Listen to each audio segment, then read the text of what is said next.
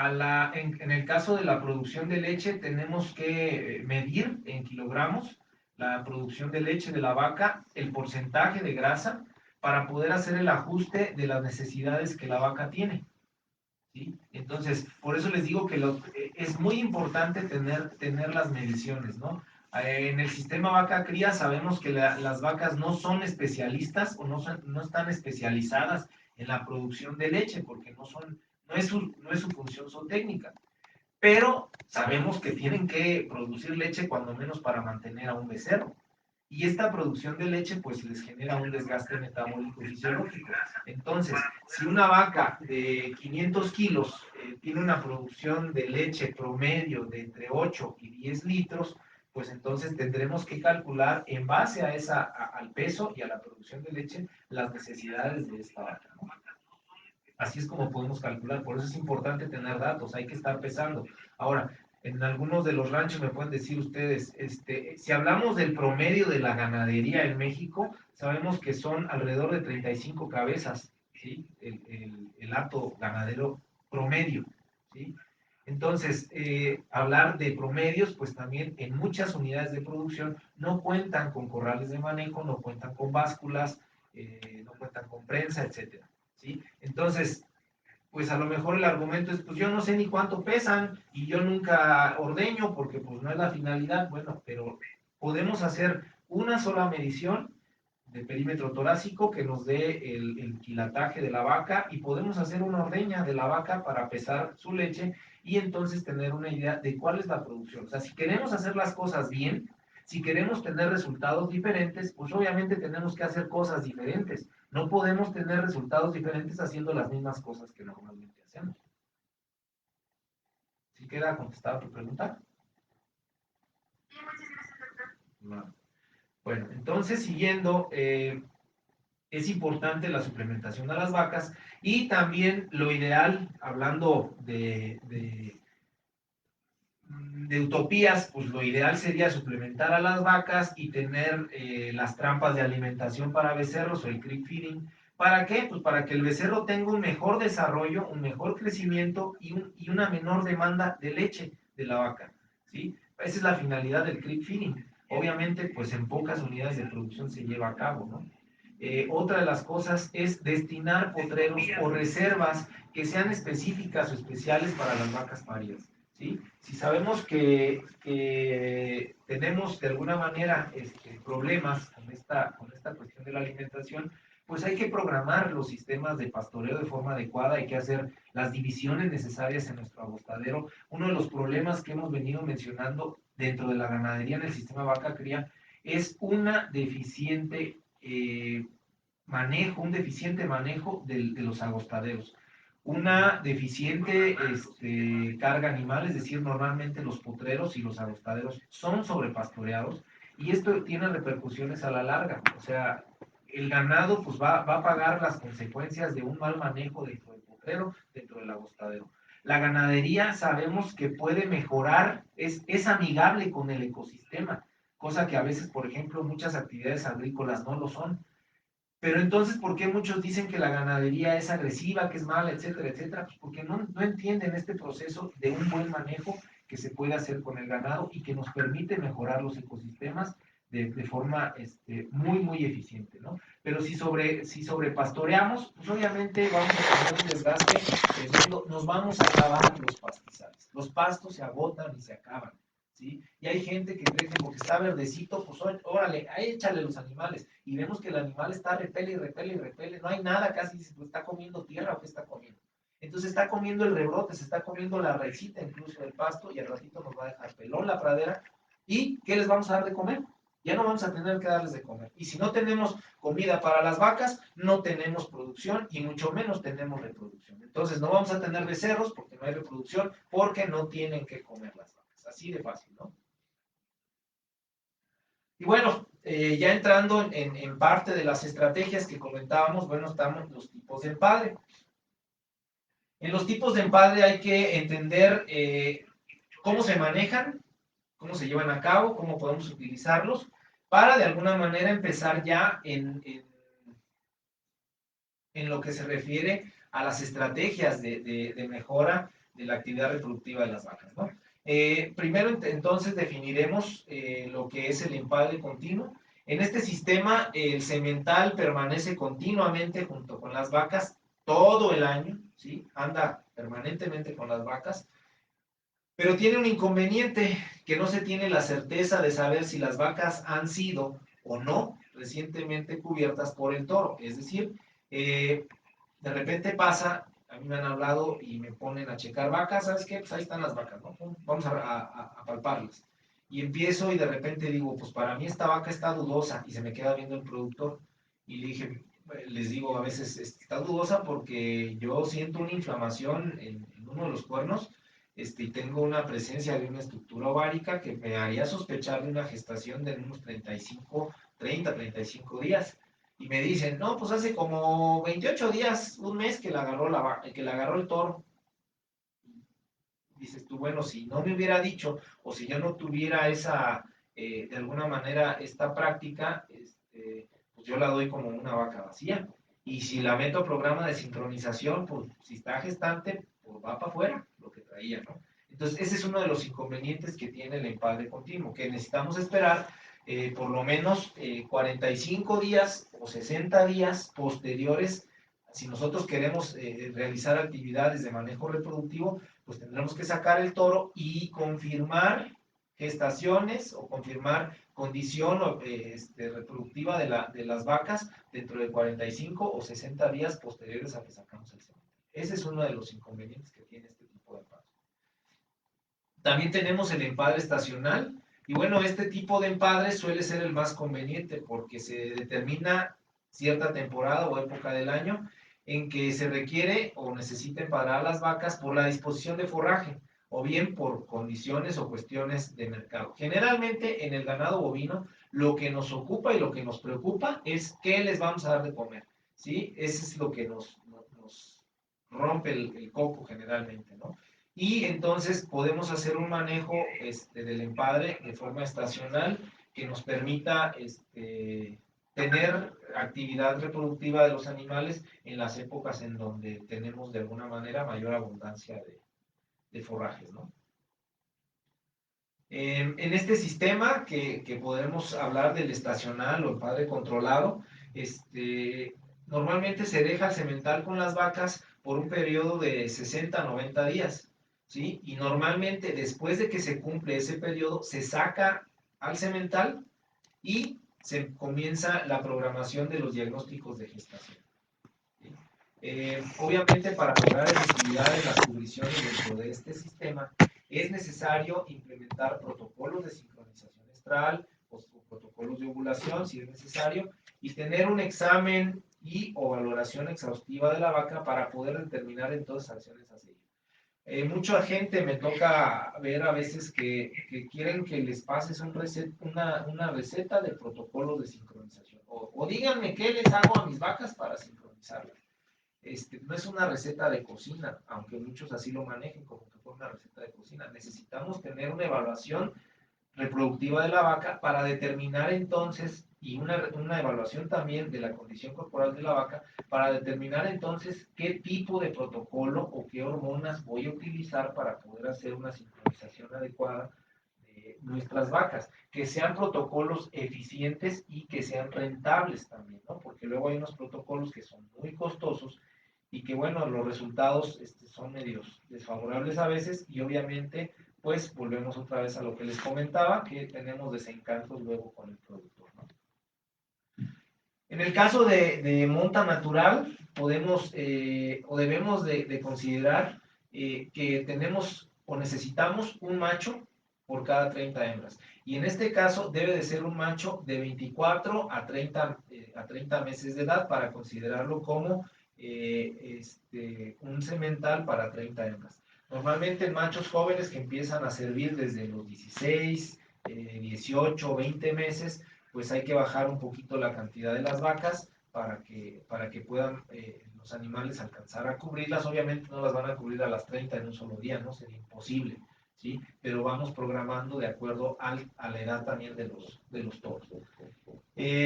Cuando tenemos número de vacas dentro de nuestro hato que es elevado, es decir, Si consideramos que es un semental por cada 30 vacas, y si traemos 100 vacas, obviamente necesitaremos 3 o 4 sementales, ¿sí?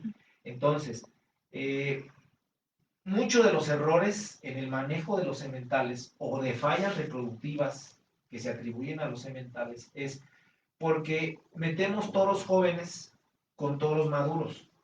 Y obviamente un toro de 14 meses, de 16 meses, 18 meses, pues nada tiene que hacer contra un toro de 36, 40 meses, ¿no? Que es un toro ya hecho, ya es un toro maduro, es un toro bien desarrollado, es un toro más grande, más pesado, más fuerte, ¿sí? Y que obviamente, si es un macho más territorial, porque ya conoce el lugar, conoce a las vacas, está de alguna manera familiarizado perfectamente con el entorno, pues va, si nosotros metemos un toro joven, lo vamos a poner a ese toro joven a competir en desventaja contra estos toros, ¿no? Y obviamente, ¿qué creen ustedes que vaya a pasar con un toro que de repente por instinto él quiera brincar a las vacas cuando andan alborotadas? Pues obviamente los toros adultos o mayores pues no lo van a dejar. Entonces, por eso es importante que antes de que se considere, en el caso de empadre controlado estacional, es importante que socialicemos a todos los sementales que van a estar en monta natural, que los tengamos en un solo corral, que de alguna manera establezcan jerarquías entre ellos previas a la competencia que van a tener que realizar entre ellos de nueva cuenta por las vacas, ¿sí? Porque a lo mejor entre ellos, si los ponemos a competir por una vaca en calor, pues pueden llegarse a lastimar de tal forma que nos queden inservibles para la función reproductiva que es para lo que lo tenemos, ¿sí? De otra manera, al momento en que nosotros los metemos a socializarlos, se establecen estas jerarquías y el animal ya sin mayor problema va a aceptar que el otro macho es más dominante sobre él y bueno, él va a tratar de buscar sus hembras o va a tratar de alguna manera de hacer su trabajo sin que tenga una competencia de forma agresiva y constante con otros sementales, ¿no? Por eso es importante esta socialización que se debe dar. Lo que les comentaba ya, que no hay que mezclar animales jóvenes con machos maduros, debemos de buscar que normalmente los sementales en los hatos ganaderos tienen una vida productiva de 4 años, no porque no puedan seguir sirviendo a las vacas, sino porque normalmente a los 3 años, 4 años, las vaquillas o las terneras o vaquillas que ya son hijas de estos toros entran en actividad reproductiva y por lo tanto lo que nosotros buscamos dentro de nuestra ganadería es disminuir el grado de consanguinidad dentro de nuestro hato para mejorar la eficiencia productiva y reproductiva. Menos consanguinidad nos mejora de alguna manera, recordemos la cuestión del vigor híbrido, nos va a mejorar las cuestiones productivas y reproductivas en nuestro hato. Entonces, esa es la razón por la que los sementales tienen una duración no mayor a 4 años. Entonces, si yo busco meter los sementales al mismo tiempo, es decir, voy a cambiar los 4 sementales, los 2 o los 3 sementales, los saco al mismo tiempo y meto sementales nuevos al mismo tiempo. ¿Sí? Obviamente no voy a quedarme sin sementales, pues si yo sé que voy a vender mis sementales ya pronto, pues a lo mejor un mes antes consigo y compro los otros 2 sementales o los que sean que necesite, los adapto y ya una vez que ya los vea que están listos para empezar a trabajar en las funciones reproductivas, pues entonces echaré fuera los sementales más grandes, ¿no? Es importante también que los sementales sean mochos o acornes. Mocho se dice cuando no tienen cuernos, que hay mocho genético o mocho hereditario, es decir, que heredan esta característica de ser acornes. Y esto sí es importante para evitar lesiones que sean mortales. Ahí en esa imagen ustedes pueden ver cómo uno de los toros está prácticamente pues penetrando con el cuerno la región abdominal del otro y esto es muy común en algunos casos cuando se les dejan los cuernos a los toros, ¿no? Por eso es importante preferentemente que no tengan cuernos los sementales. Bueno, ahí tenemos una gráfica y enseguida les muestro otra que hay una variación muy leve en cuanto a los meses. Tenemos la programación del empadre controlado o empadre estacional, en donde generalmente lo podemos pues programar en base a la época de pariciones. Normalmente las pariciones se nos vendrán a nosotros por lo que les comentaba, la estacionalidad que se tiene, empezarán las vacas a parir normalmente a partir de febrero o marzo, ¿sí? Generalmente es cuando se viene la estación de partos, y durante marzo, abril, mayo, en esta gráfica, tenemos la mayor cantidad de partos dentro de nuestro hato. Entonces, podremos de alguna manera implementar estrategias o marcar el empadre desde junio, julio y agosto, ¿sí? Para entonces poder tener venta de becerros o destetes a partir de octubre, noviembre y diciembre. Habrá quienes dicen, no es que yo no vendo, yo tengo el ciclo completo, yo engordo. Ah, bueno, pues entonces hay que buscar estrategias en donde podamos tener pastizales para destetes, ¿sí? Que no anden en conjunto con el ganado. ¿Por qué razón? Bueno, pues por cuestiones de sanidad, incluso por cuestiones de rendimiento productivo, es lo mejor. Les digo, estamos hablando de las estrategias que podemos implementar. A lo mejor habrá quien me diga, pues eso es prácticamente imposible. Bueno, para algunas unidades de producción puede ser imposible de efectuar, pero para otras no. Entonces, a la medida de las posibilidades de cada productor y de cada unidad de producción, es que debemos nosotros ajustar las biotecnologías y las técnicas y las medidas o técnicas que nosotros tengamos a la mano o que tengamos conocimiento para poder ir mejorando esta eficiencia reproductiva.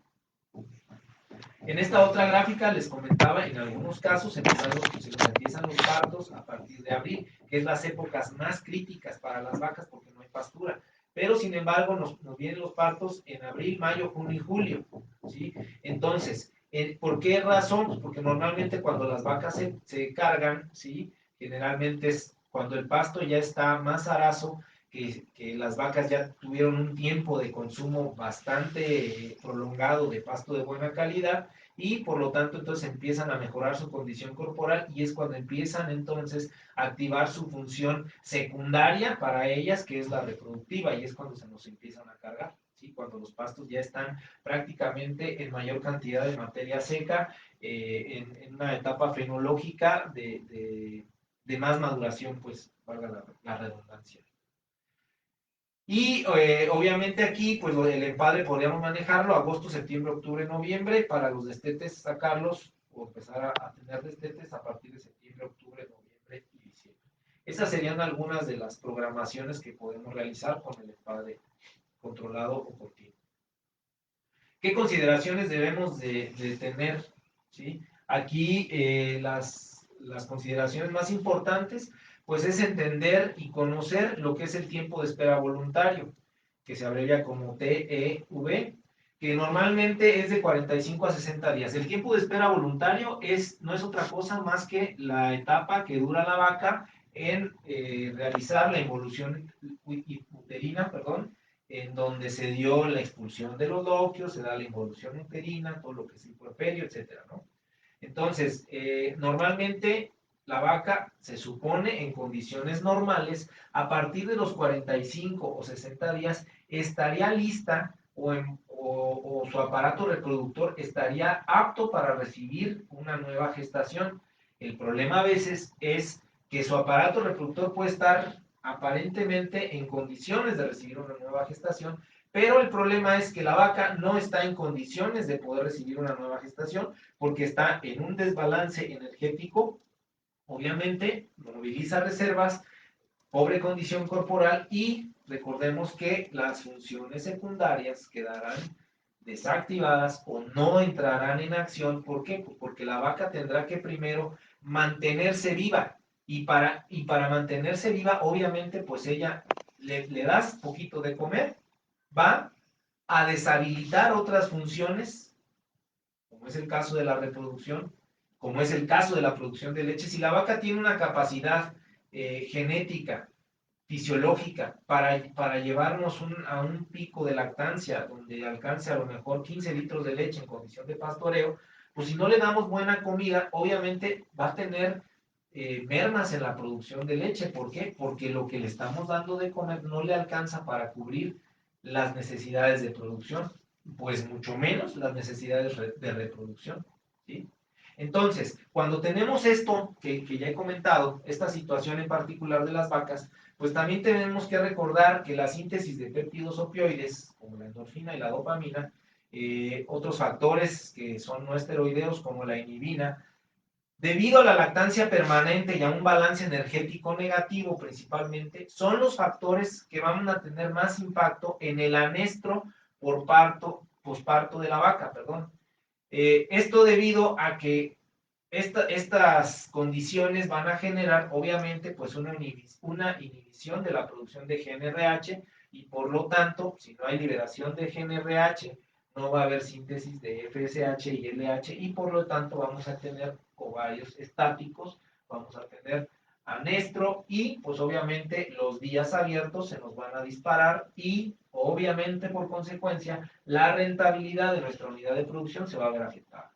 Yo lo que me interesa generar en una unidad de producción pues es mayor cantidad de becerros con la misma cantidad de vacas o con menor cantidad de vacas. Hay quienes tienen, por ejemplo, 100 vacas y tienen 30 becerros cada año y medio, por ejemplo, ¿no? Entonces, yo puedo con 40 vacas tener la misma producción de becerros en esa misma cantidad de tiempo, ¿sí?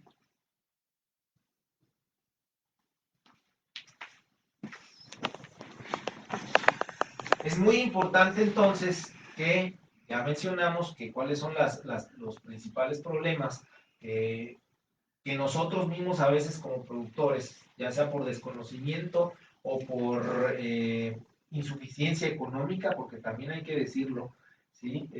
Hay veces que no se puede, y bueno, pues se hace lo que se puede con lo que se tiene, ¿no? Entonces, pero es lo que les digo, hay que ir buscando las estrategias, la manera de actuar y de implementar acciones que nos permitan mejorar esta situación. Las vacas, entonces hay que mantenerlas en una condición corporal muy adecuada. Vean esa imagen, es una vaca que acaba de parir y está en una muy buena condición corporal. Hay que brindar minerales de muy buena calidad. Hay que también utilizar una estrategia que nos permite mejorar la eficiencia reproductiva, que es la lactancia controlada. Si tenemos manera de encerrar a los becerros por la tarde, ¿sí? O encerrarlos por cierto tiempo, por unas 2 o 3 horas en el día, que se despeguen de las vacas. Esto de alguna manera permite que las vacas tengan una reactivación siempre y cuando obviamente tengan una buena condición corporal. Recuerden que las reservas energéticas o las grasas pues van a ser precursores de las hormonas que necesitamos que de alguna manera intervengan en la reproducción, ¿no? Entonces, su condición corporal favorable con la lactancia controlada permite mejorar la eficiencia reproductiva tremendamente. Estamos hablando de que hay vacas que antes del destete incluso ya traen 40, hasta 60 días algunas ya de gestación cuando el becerro se les está retirando, ¿sí? O destetando. También es importante considerar actividades como el destete temprano, y hablamos del destete temprano a partir del tercer, cuarto o quinto mes. ¿Por qué razón? Hay productores que dicen, a mí no me conviene destetar a los 3 meses porque se me aturran los becerros. Los becerros se aturran si tú los destetas a los 3 meses y no les das de comer.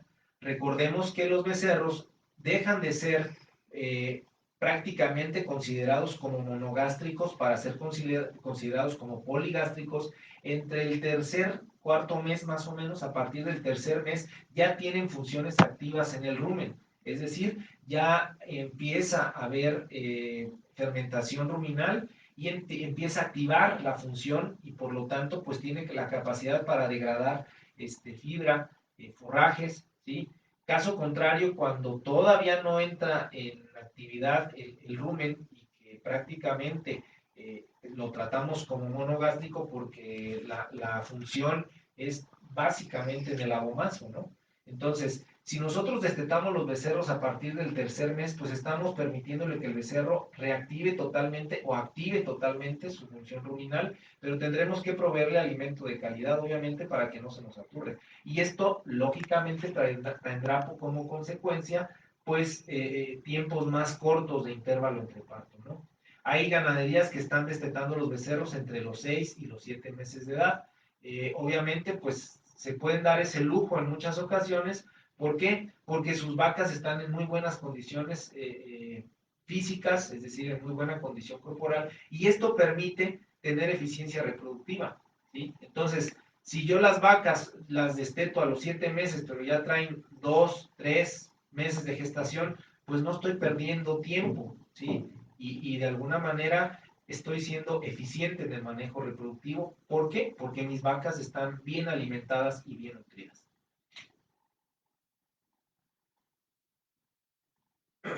Tomando en cuenta las cuestiones que ya he mencionado con anterioridad, pues también podemos considerar algunos otros aspectos que derivan de esto, ¿no? Entonces, en condiciones de abundancia de pastos verdes, generalmente que esto sucede en la época de lluvias, es la temporada que normalmente la mayoría de las vacas van a entrar en calor y van a ser cubiertas por el macho, siempre y cuando, obviamente, estas vacas tengan el suficiente tiempo de recuperación, que no estén en pésima condición corporal y que no tengan un desgaste mucho, muy fuerte de producción de leche para poder entonces recuperarse en la estación lluviosa y que tenga la producción de pasto en esta estación la cantidad suficiente tanto de nutrientes como de materia seca disponible que le permitan a la vaca recuperar esa condición corporal y que entonces de alguna manera pueda ella reactivar su función secundaria, que es la reproducción. Pero también hay otro tanto porcentaje de vacas que no lo hacen a pesar de estar en buena condición corporal. Por eso es importantísimo que las vacas se estén checando de forma periódica. Es importante estarlas evaluando, hay que estar palpando las vacas de forma constante, porque si vemos que las vacas están en buena condición corporal, pues muchas veces incluso los mismos productores te dicen, ¿sabes qué? Yo creo que esa vaca está cargada porque ya se está poniendo brillosita, ¿no? Y resulta que la checas y pues no está cargada, lo que trae es un tremendo quiste lúteo, ¿sí? Ahora, en la entrega de vaquillas del programa de repoblamiento ganadero, del crédito ganadero de la palabra, el doctor Ramiro no me dejará mentir, nos encontramos un sinfín de vacas problema, desde vacas con quistes lúteos, vacas con salpingitis, etcétera. Entonces, no podemos decir que no es tan frecuente, no, sí es muy frecuente encontrar problemas. Obviamente la incidencia no estamos hablando de incidencias del 30, 40, 50%, no. Pero si tenemos una incidencia de quistes lúteos y una incidencia de salpingitis que va de entre un 7 hasta un 13% dentro de nuestro gato, pues imagínense el problema que estamos teniendo en cuestiones de eficiencia reproductiva y de economía sobre todo, ¿no? Entonces, es importante, como les comento, pues llevar a cabo programas de valoración tanto de las hembras en las épocas en donde están de alguna manera en buenas condiciones para no desaprovechar estas condiciones en las que son favorables para el ganado y que nosotros podamos brindarles de alguna manera el seguimiento adecuado y actuar en el momento que las vacas lo requieran. ¿Por qué? Porque si nos esperamos y las vemos brillositas pensando que están cargadas y no las palpamos, llegan a la época de sequía, de secas y bajan tremendamente la condición corporal y luego dicen es que a lo mejor abortó, no, pues a lo mejor lo que pasa es que pues, no tiene que comer, ¿sí? Y no estaba cargada, ¿no? Entonces ya perdimos tiempo importante y recursos importantes como lo es el forraje, ¿no? Que se produce en los agustaderos. Entonces, bueno, ¿esto qué va a originar esto que les comento? Que hay algunas vacas que en condiciones favorables de pastura no entren en calor, no se carguen. Bueno, pues entonces se van a aventar bastantes meses de lactancia porque no van a dejar al becerro, ellas van a seguir amamantando. Normalmente las vacas solitas a veces desaijan al becerro, así dicen los ganaderos, cuando empiezan a rechazar al becerro porque hay vacas, sobre todo las vacas del tipo del Bos indicus, generalmente no tienen persistencia de lactancia y en cuanto se preñan, rompen, ahora hagan de cuenta que empieza a bajar la producción de leche de manera súbita, de un día a otro merma de manera progresiva la producción de leche, generalmente cuando las vacas se cargan, ¿no? Y entonces, pues, obviamente ya empiezan a rechazar al becerro, que el becerro les chupe, ya lo empiezan a patear, le empiezan a cabecearle y ya no lo dejan que se les pegue tanto, ¿no? Pero mientras no se den estas condiciones, que sabemos que en muchas de las ganaderías se tiene encaste muy elevado de ganado cebuino, porque en muchas de las condiciones de la ganadería pues no son nada favorables para esta actividad y necesitamos ganado que sea rústico, que sea adaptable, que sea fértil, que sea duradero, longevo, mantenido, etcétera, ¿no? Y pues nos guste o no, esto lo aporta en gran medida el ganado cebuino, ¿no? Unos más que otros, hay razas cebuinas que son más fértiles, más precoces, hay otras que son más tardías, más nerviosas, etcétera, ¿no? Bueno, entonces, si nosotros consideramos que la vaca se pueda llevar de entre 7 y 10 meses de lactancia, es decir, que prácticamente se estará vacía desde que parió hasta la siguiente época de lluvias, que vuelve a agarrar condición corporal y que se va a preñar, ¿no? Entonces, estamos hablando ahí ya de un intervalo entre partos desde los 18 hasta los 24 meses, ¿no? Cuando sabemos que la teoría nos indica que en sistemas de producción de estabulación intensiva o de sistemas de producción intensivos con sistemas de alimentación en estabulación, pues obviamente podemos lograr partos en un intervalo entre partos de 13 hasta 15 meses, ¿no? Que sería una condición favorable. Pero bueno, eso lo refiere la literatura. Las condiciones prácticas a veces son otras, ¿no? Y ahora sí, entonces, ¿cuáles serían los métodos o algunos de los métodos auxiliares en la reproducción de los bovinos de carne? Bueno, pues tenemos la sincronización estral, la inseminación artificial y la transferencia de genes, como parte de las biotecnologías para mejorar de alguna manera la actividad reproductiva dentro de nuestro hato ganadero. En cuanto a la sincronización estral, tenemos diferentes métodos o diferentes protocolos.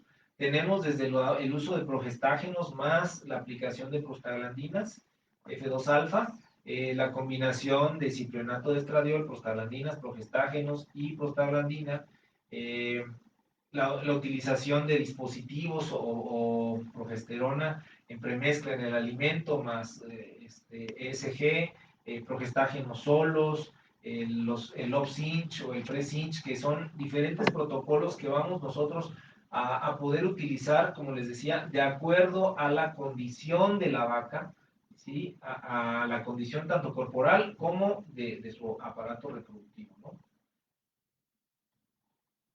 Ahí les muestro algunos, por ejemplo está el Precinch, que es la aplicación de prostaglandina, en donde el tratamiento 1 se da en el día 0 y si no entra en calor a las 48-72 horas, pues se le repite el tratamiento a los 14 días. ¿Por qué puede hacer que la vaca no entre en calor si aplicamos prostaglandina? Pues obviamente porque no tenga un cuerpo lúteo funcional o susceptible al efecto de la prostaglandina. Es decir, que tenga un cuerpo lúteo entre los 7 y los 18 días de vida o del ciclo de la vaca, ¿no?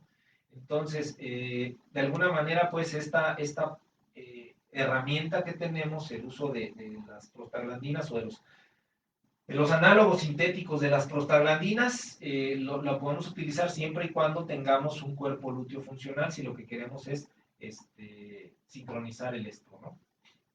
El OpSync, que se utiliza un protocolo para básicamente sincronizar también tanto el estro como la ovulación. Y en donde se hace la programación de la inseminación a tiempo fijo.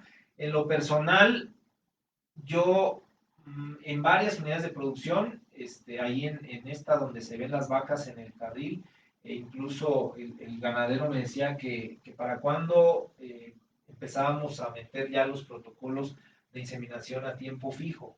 Le decía yo que primero necesitaba tener la certeza de que sus trabajadores ya estén de alguna manera dominando la técnica de la inseminación artificial. ¿Por qué? Porque hice la evaluación, por ejemplo, les decía a algunos de ellos, a ver, conéctame esta vaca, y me decían, ya está, médico, ya está. ¿Seguro? Sí, segurísimo, ya está. Y resulta que estaban en un saco, ¿no? Y pues obviamente con estas condiciones, ¿qué va a suceder? Que metemos el protocolo, el gasto de las hormonas, y pues nuestros índices de fertilidad van a ir a la baja y entonces van a decir, ¿quién es el malo? ¿Quién es el que no sabe? Pues el médico. Entonces hay que ser muy cuidadosos en estos protocolos, porque sí es muy común que tengamos fallas. Recordemos que cuando tenemos inseminación, el uso de la inseminación artificial, hablamos de un porcentaje de fertilidad a primer servicio alrededor del 50%. Es decir, que de 10 vacas que inseminemos, 5 nos puedan quedar preñadas en la primera inseminación y las otras 5 pues puede hacer que nos repitan.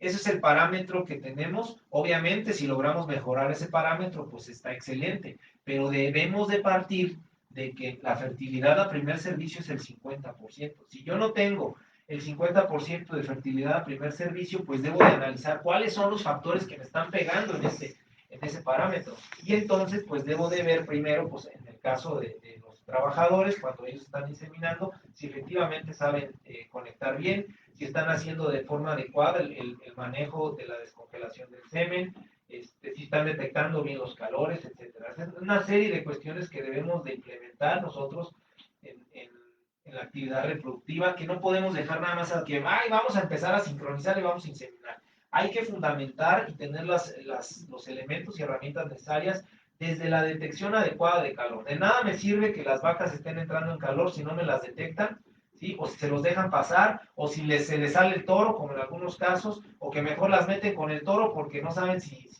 anda o no, y resulta que el toro les dio gana y ya no podemos inseminar nada, ¿no? Para vacas en anestro, en lactancia, después de los 2 o 3 meses de paridas, el uso de progesterona en dispositivo intravaginal, implante o premezcla en el alimento durante 8 o 9 días y luego previa retiro, se aplica SG a razón de 200 a 250 unidades internacionales, nos permite la inducción del estro en vacas que de alguna manera podemos decir que tienen cierto problema con la condición corporal. Sabemos que si es una muy pobre condición corporal, ningún protocolo va a ser efectivo, ¿sí? Entonces, pero este es un elemento que sí nos permite, de alguna manera, utilizarlo bajo estas condiciones, ¿no? Las dosis más elevadas de SG, obviamente, pues se van a utilizar para superovulación y realizar lavado de las vacas para colectar embriones que van a ser posteriormente transferidos.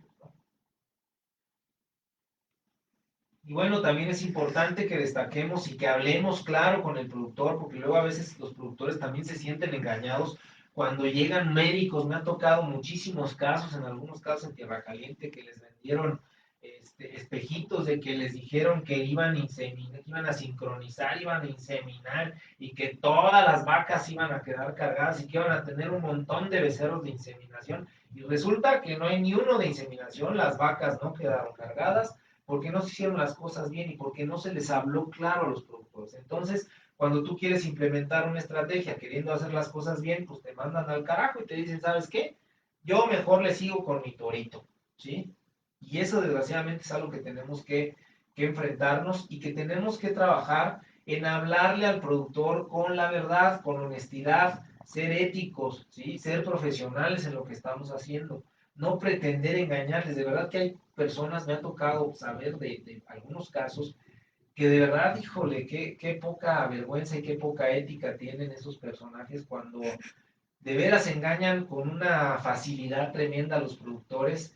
Y obviamente, pues no es su dinero, no es, ellos no pierden. Bueno, sí pierden porque van a perder un cliente, se van a quemar, van a ser, a final de cuentas, evidenciados en muchos casos de que no son nada profesionales y nada éticos. Entonces, sabemos que hoy en día tenemos una competencia tremenda, entonces, lejos de andarle tirando tierra a los colegas, pues procuremos prepararnos, estudiar, leer, acercarnos a cursos de capacitación y eso, el aprendizaje es constante, nunca se termina de aprender, de verdad que cada vez que vemos alguna cosa, nos permite generar un aprendizaje nuevo, ¿no? Entonces, es hablarle con la verdad también a los productores de lo que vamos a realizar y cuáles serían las proyecciones esperadas, porque también debemos decirles y no engañarlos en que vamos a sincronizar 50 vacas y las 50 van a responder.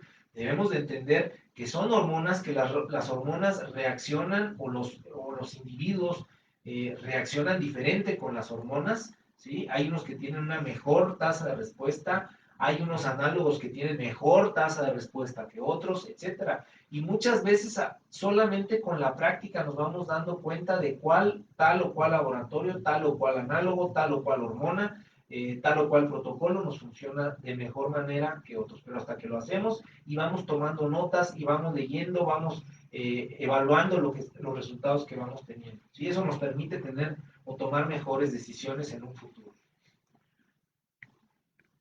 Y bueno, hasta aquí sería mi intervención. No sé si alguien tenga algún comentario, alguna pregunta. Si puedo responderla, con muchísimo gusto.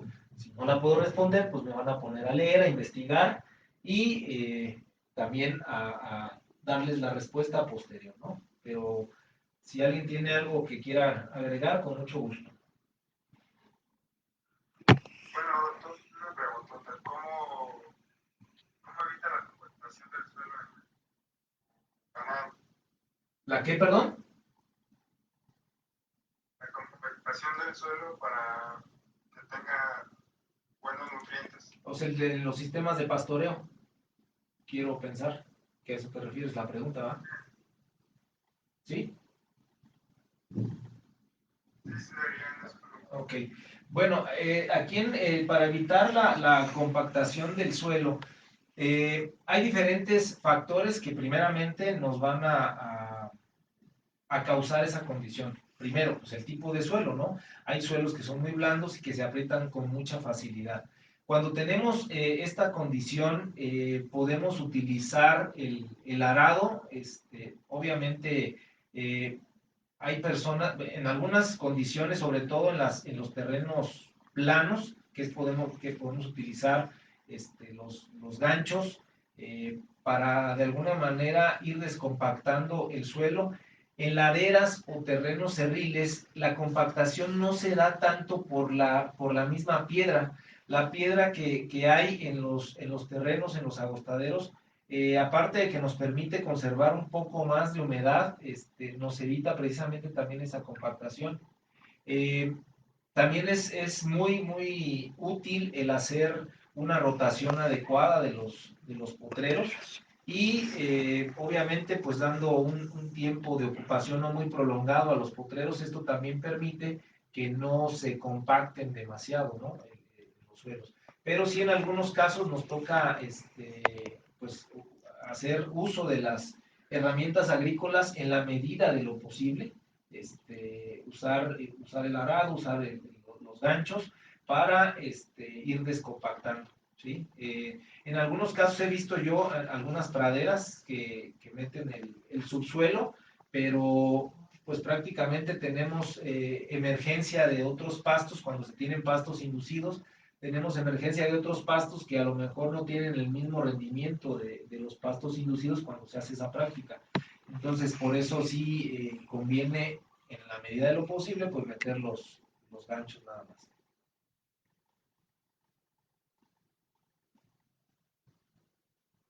Sí, queda claro o al menos sí contesté tu pregunta, si era esa en ese enfoque, ¿no? Muchísimas Sí. gracias. Bueno. Buenas noches.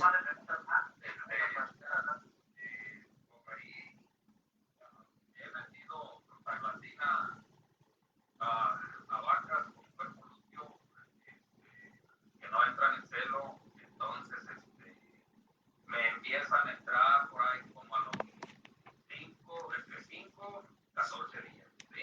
Quedando días por ahí, y entran en celo, pero y son vacas con condición corporal de 3, inclusive vacas hasta 4, ¿eh? Entonces, y me he topado con la sorpresa de que muchas de esas vacas, me dijo, cuando entran en el primer celo, no quedan gestantes, ¿sí? Entonces, por ahí, ¿a qué crees tú que se deba eso, México? En tu experiencia, ¿qué crees que eso, qué está pasando ahí? Porque la condición corporal de los animales, si yo lo veo que está menos de 3, yo no meto hormonas por lo, pues es una vaca pues, que va a tener algo de condición corporal. Entonces, ¿tú por qué crees que está pasando eso? Mira, en mi experiencia me han tocado también varios casos así. Incluso en una ocasión me tocó tratar una vaca diagnosticada con quiste lúteo. Aplico la prostaglandina, espero respuesta a los 48, 72 horas, nada. Dije, ah, caray, pues, ¿qué está pasando? vuelvo a repetir el tratamiento con prostaglandina. Metimos, no es comercial, pero estábamos aplicando en los dos tratamientos que metimos, fue Lutalice. Si no mal recuerdo, es clorprostenol, el, el, el Lutalice. Ajá, el análogo. Entonces, lo aplicamos y nada, no, seguía la persistencia del cuerpo lúteo. Y tuvimos que cambiar cambiamos a Dinoprost, creo. El chiste es que normalmente el Lutalice vas con 5 mililitros para cubrir la, la necesidad pues que se tiene en dosificación, y en otros análogos sintéticos aplicas 2 mililitros. Entonces cambiamos el análogo sintético y la vaca nos entró en calor hasta las 96 horas después de aplicado el tratamiento con prostaglandina. Que normalmente tenemos una respuesta que va desde las 48 hasta las 96 horas de respuesta al tratamiento con prostaglandina. Eh, quiero pensar que desgraciadamente, hablamos hoy en día de productos piratas. No sé si les ha tocado ya a algunos de ustedes, a mí ya me tocó, porque incluso verifiqué con el laboratorio el número de lote, resulta que ese lote ni existía, ¿sí? Y fue con Lutalice. Entonces, pues puede ser un factor ese, puede ser otro factor, la situación hormonal, que hay una persistencia muy marcada de la progesterona, y que no haga efecto la prostaglandina, porque incluso en vacas tratadas con prostaglandina tenemos una respuesta que va de un 70 a un 80%, porque no es el 100% de efectividad tampoco. Entonces, creo yo que por ahí puede ser, incluso en vacas. También me tocó en una ocasión una vaca que ya traía un problema de tumor de células de la granulosa, ¿sí? Entonces, pues así te puedas acabar las prostaglandinas, pues ahí sigue el problema. Creo yo que puedan ser algunos de los factores.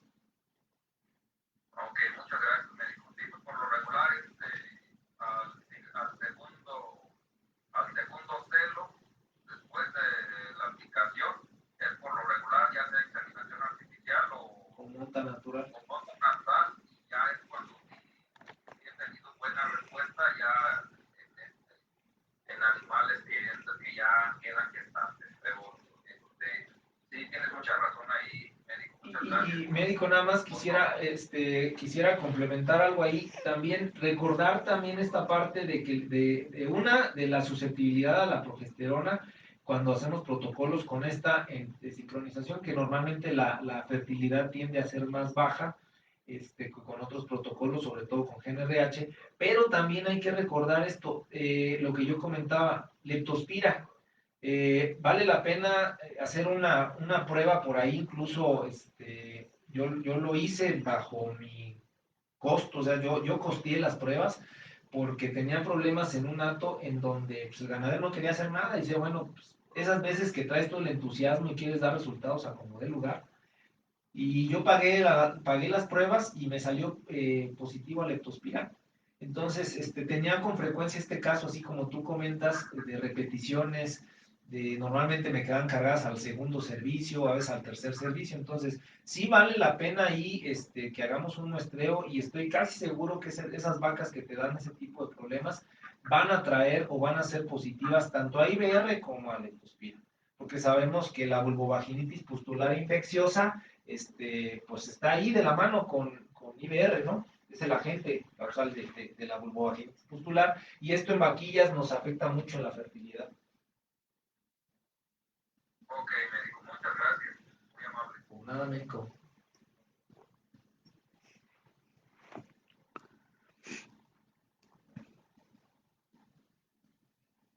No sé si hay alguna... Buenas noches, doctor. ¿Sí?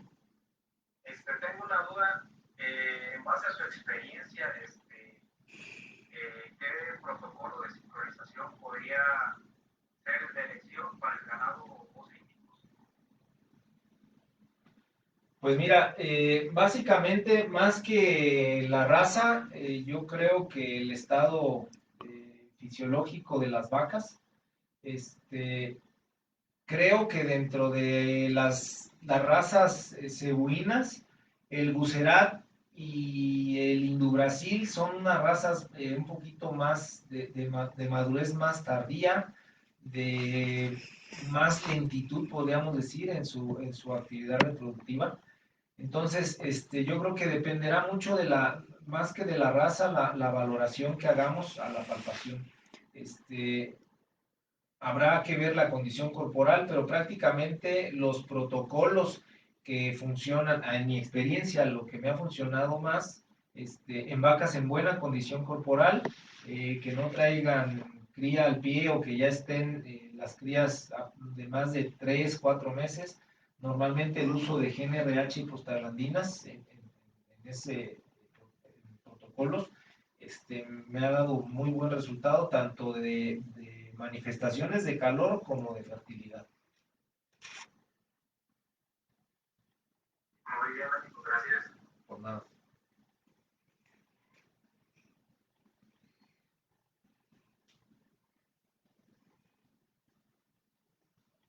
Muy bien, si no hay alguna otra pregunta, no sé si alguien quiera hacer alguna pregunta más.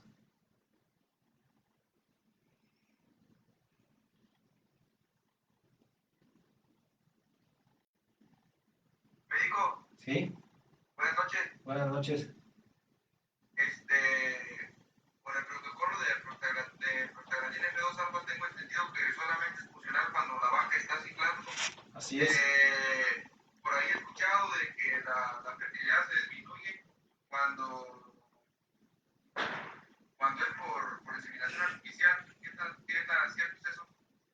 Bueno, cuando tenemos o cuando llevamos a cabo la práctica de inseminación artificial de antemano, así tengas al campeón inseminador de todo el país, pues los porcentajes de fertilidad son menores que con monta natural. Eso es de cajón.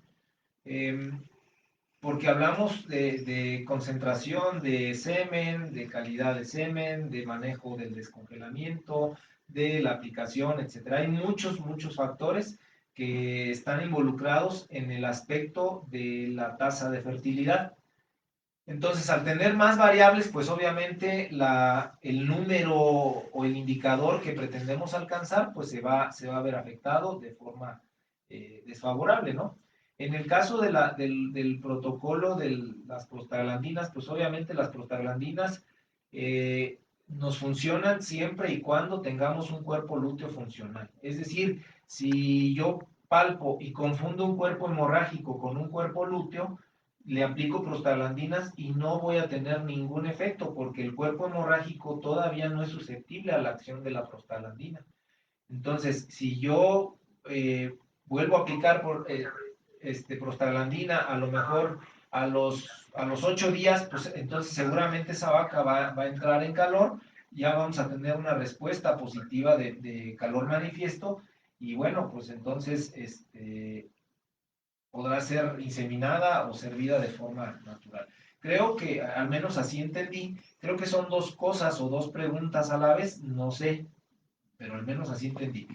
Con la prostaglandina, que quise entender cuál era la respuesta al tratamiento, básicamente creo que traté de responderla en el sentido de que si hay un cuerpo funcional, un cuerpo lúteo funcional, pues entonces tendremos acción de la prostaglandina.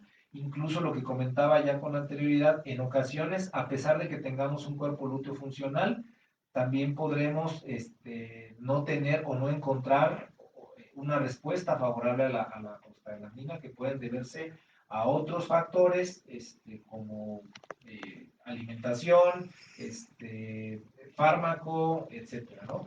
Y con respecto a lo de los porcentajes de fertilidad en la inseminación, que creo entender, esa fue la otra pregunta, pues sí, sí vamos a tener una menor fertilidad que con monta natural, pero si trabajamos en los aspectos que debemos de trabajar, como lo es la detección oportuna, la sanidad, la alimentación, la capacitación de los trabajadores o de quien insemine y del manejo adecuado del semen, pues podemos ir subiendo esos índices de fertilidad de forma progresiva, ¿no?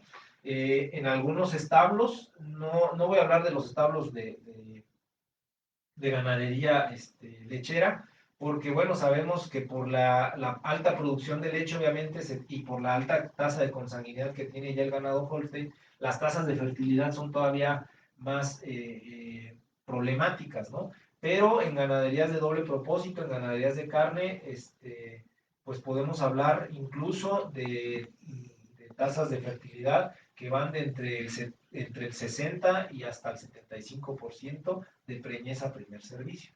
Pero obviamente pues se han ido mejorando otros factores, se están manejando programas de medicina preventiva muy rigurosos, programas de alimentación acordes a las necesidades de los animales, etcétera, ¿no? O sea, la cuestión es, queremos mejorar algo, pues tenemos que ir cambiando los factores que nos puedan dar resultados negativos o tener un impacto negativo en la actividad que estamos realizando.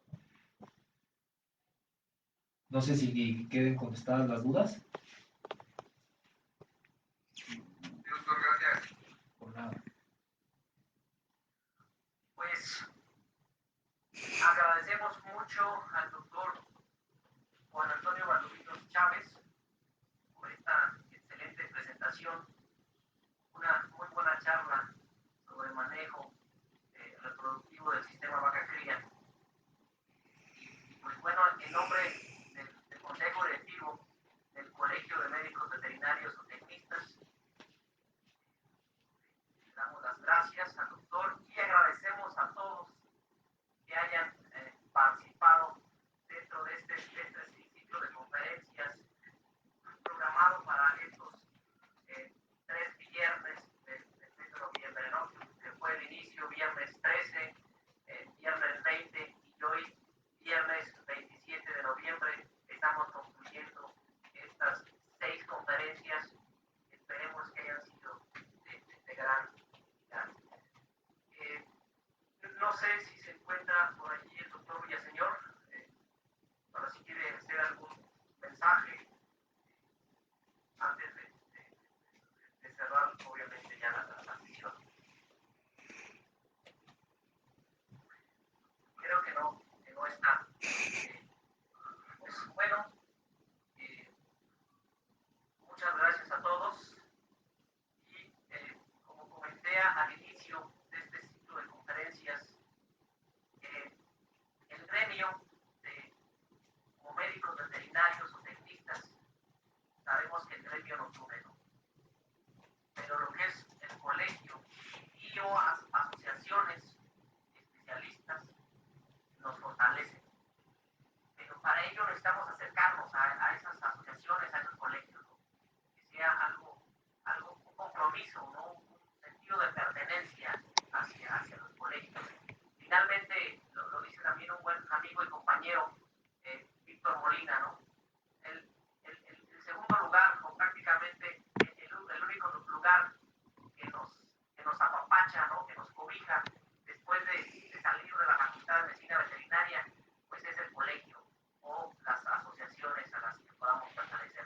Entonces, como gremio, necesitamos fortalecernos cada vez más. Bueno, más preámbulo, no sé si el doctor Valdovinos quiera dar algún mensaje, aprovechando que hizo una excelente ponencia. Pues gracias, Ramiro. Primero que nada, vuelvo a reiterarles mis disculpas por la tardanza. La verdad sí, me encuentro todavía apenado, pero bueno, traté de enmendar mi tardanza. Espero que haya sido de mucha utilidad la charla, que haya sido provechosa. Y como bien lo dijiste ya, creo que el acercamiento, la pertenencia a los colegios, a las asociaciones, nos debe fortalecer. Desgraciadamente tenemos la cultura a veces de la pregunta clásica, ¿y si me meto al colegio, qué me van a dar? O sea, siempre esperamos recibir algo y a veces no queremos dar nada, pero ya estamos viendo a ver qué vamos a sacar. Y pues de mi parte, pues de nuevo reiterarles que estamos en la mejor disposición de apoyarles a quien en su caso lo requiera, ¿no? Pues muy bien, muchas gracias a todos. Pues a nombre del Colegio de Médicos Veterinarios Zootecnistas de Michoacán y de la Federación de Colegios y Asociaciones de México, Asociación Civil, damos formalmente clausuradas este ciclo de conferencias llevadas a cabo en estos 3 viernes del mes de noviembre, siendo las 7:57 de la noche, ya prácticamente las 8. Pues, muchas gracias a todos y que tengan una excelente noche. Muy buenas noches a todos. Gracias, buenas noches para todos.